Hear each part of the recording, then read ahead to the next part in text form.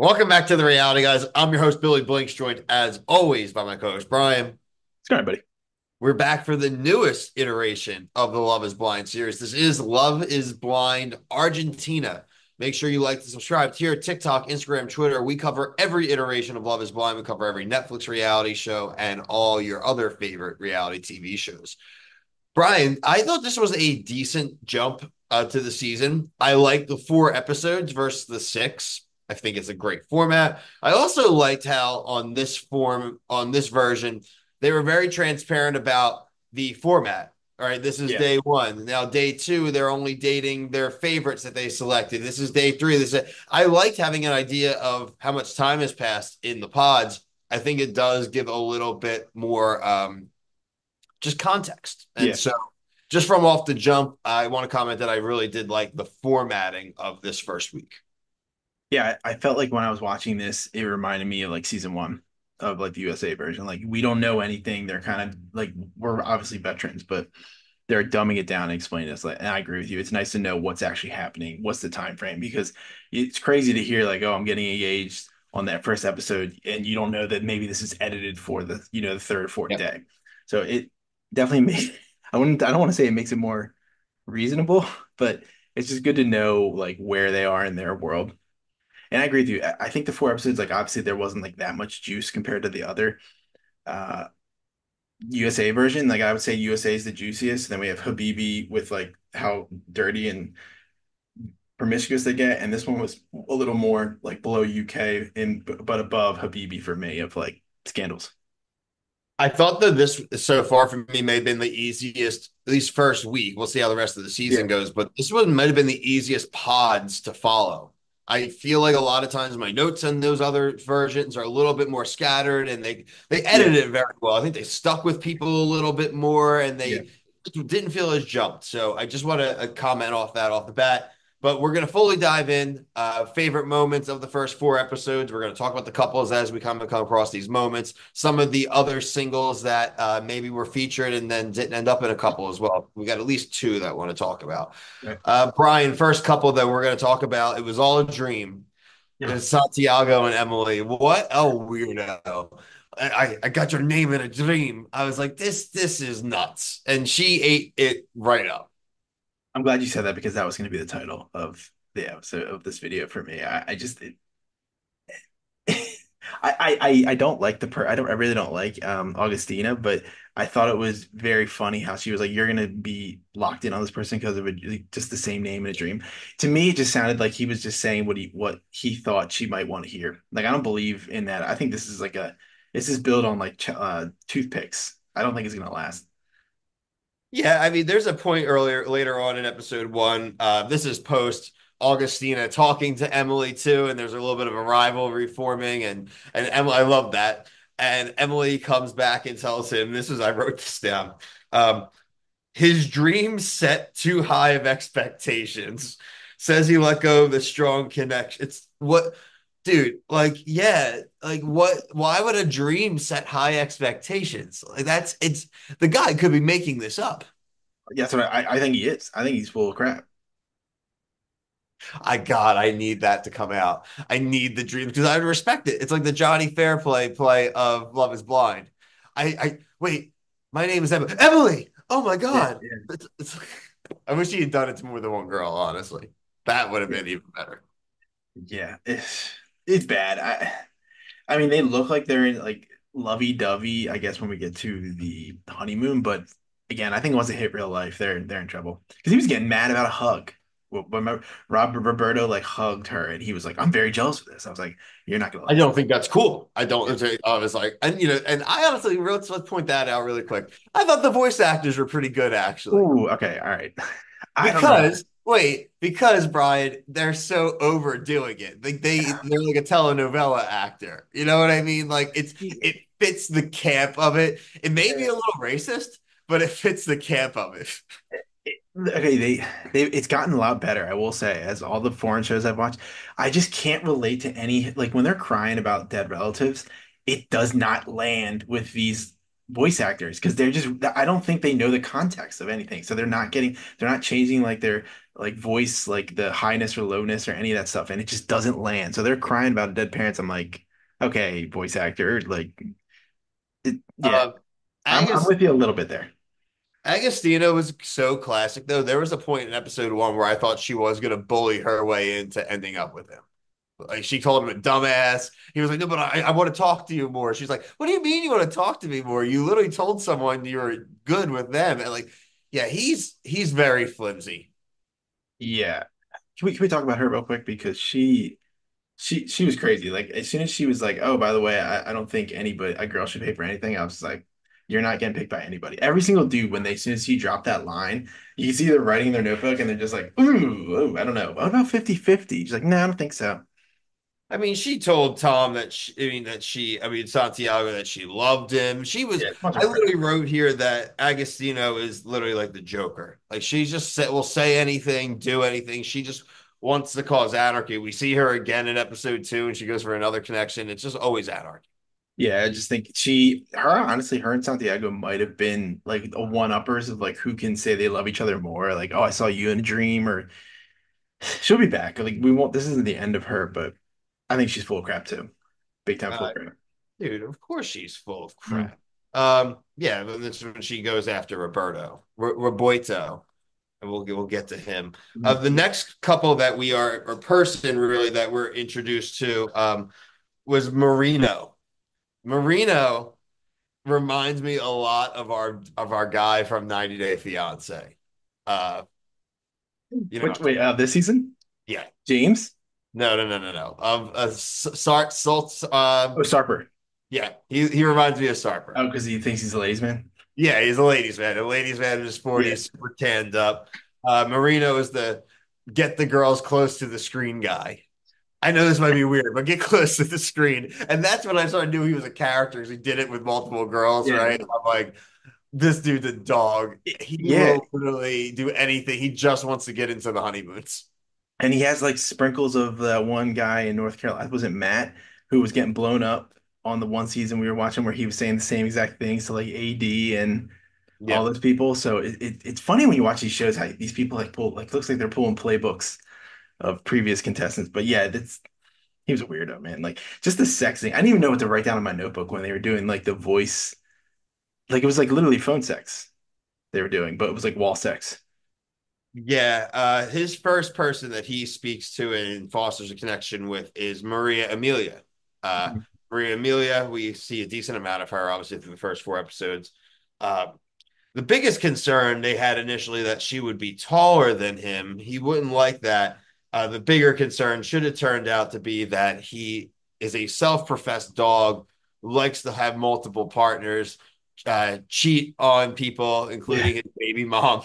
Yeah. Openly admits that real turn on, but like you're definitely gonna hook and also they're all like most like this couple, they're both in their 40s. Like you're totally gonna hook a 41-year-old talking about how many chicks you hook up with and how much you cheat. Right. Yeah. It's just yeah, like she's a mom too, like with older kids. Like it's just the wrong read the room, dude. It's just not it's not good. He was like when let's just get when she ends it with him, he's like, oh really?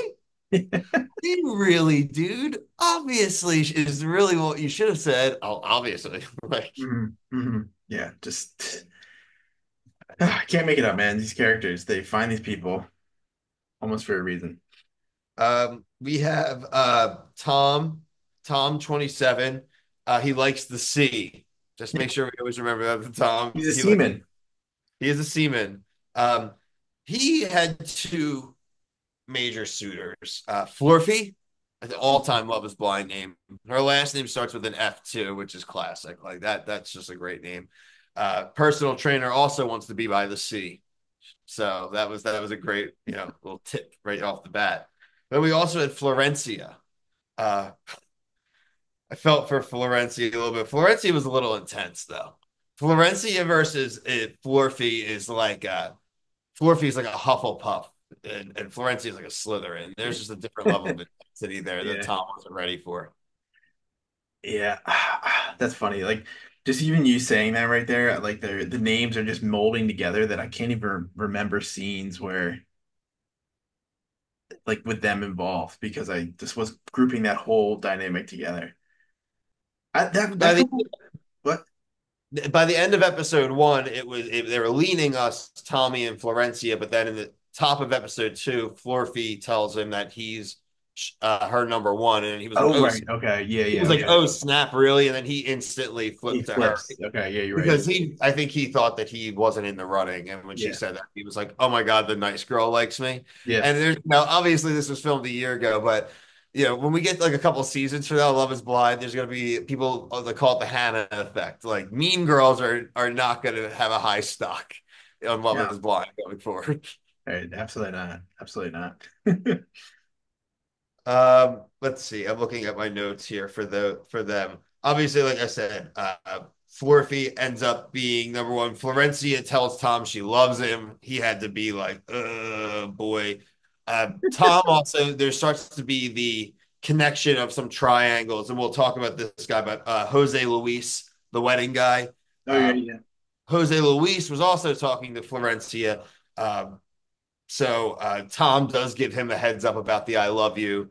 Jose Luis did not want to be second fiddle to anyone either. So that was kind of where the kaput's there. So there was a decent amount of intersecting. You could put a pretty good web up actually of the Mhm. pods. There was a lot of overlapping Well, we're there. gonna see him again. Oh, for He was in the preview. let me just go back to the beginning of episode one, make sure I don't have anybody skipped here. Nope. Uh, oh, but we did get the Mauricio Marino showdown at the end of episode one, where Mauricio tells Marino, and Mauricio is I'm calling him the emo Argentinian guy. Yeah, isn't it funny how these people have like almost very similar names? Dude, It's they're all the same. Mauricio. Crazy. Maria Amelia. Yeah, right. Yeah. Oh my God. Yeah. So Maria Emilio is and Mauricio end up with as a couple. They were the ones that they had the little, like you said, she had two options until Marino was a complete The scumbag. dog. Woof. Uh, but I don't know about Mauricio, man. I mean, we No, I see, think he's a weirdo. yeah, he. I mean, I know it's the voice actor, but if the voice actor is even anywhere near accurate to what this guy is, he like, I just the things he says out loud, like his stream of consciousness is really bad. Yeah. It's really like douchey. Hmm. You're not a looker, dude. Like you look Right. like you need to wash your hair.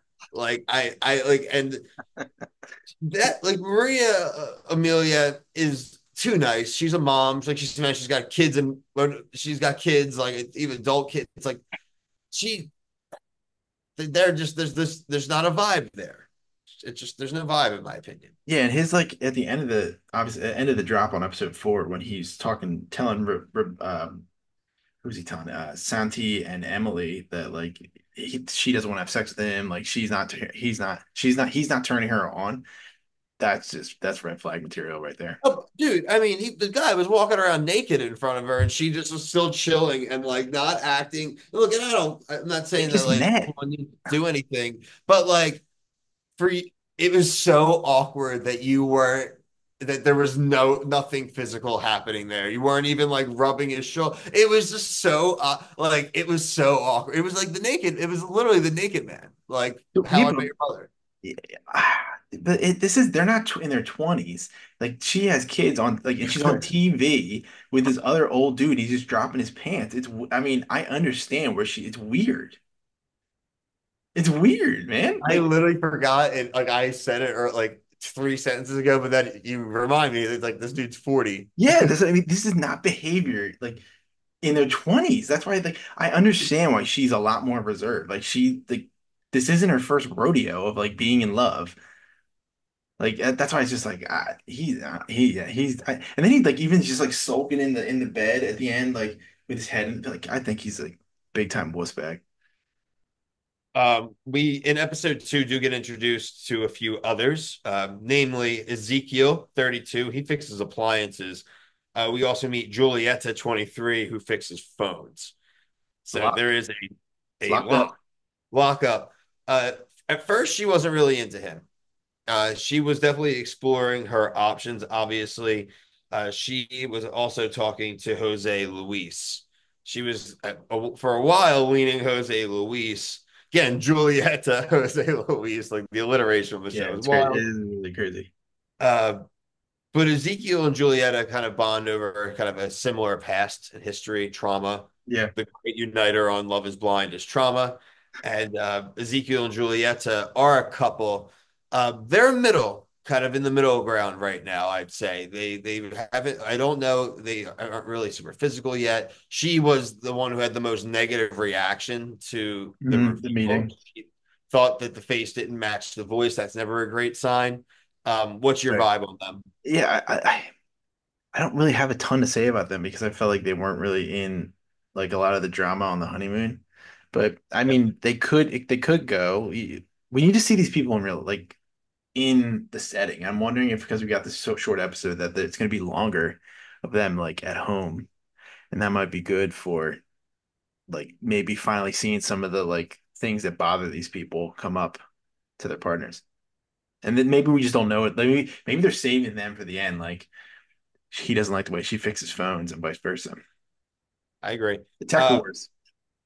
Interesting in episode three, Brian, we met Brenda and Matthias, 34 and 36, respectively. She has two kids, Mhm. an ex, but a dead ex that's not the baby dad. So she's got again, Yeah. there's always traumatic ass histories on this show. They made a quick point to mention she had two younger kids that are in school, so that she's Mhm. not going anywhere. Um, Interesting to get a couple revealed in episode three and have them get engaged in the same episode, but or not engaged, have them end up together, Mhm. but then we also have them not on the honeymoon. So like it was a very fast life cycle for them. I'm not even really sure how I felt about it, honestly. I wonder if they only were going to keep five people on the roster or five couples, and Yeah. they said them to do that, and maybe that just we'll have to see how that next batch where they are in that batch of episodes. We also have Roboito the rancher. Uh, yeah, he has Ava. I think objectively you could say probably the most, I would say objective up there, top one or two most attractive people on this show. Uh, Mhm.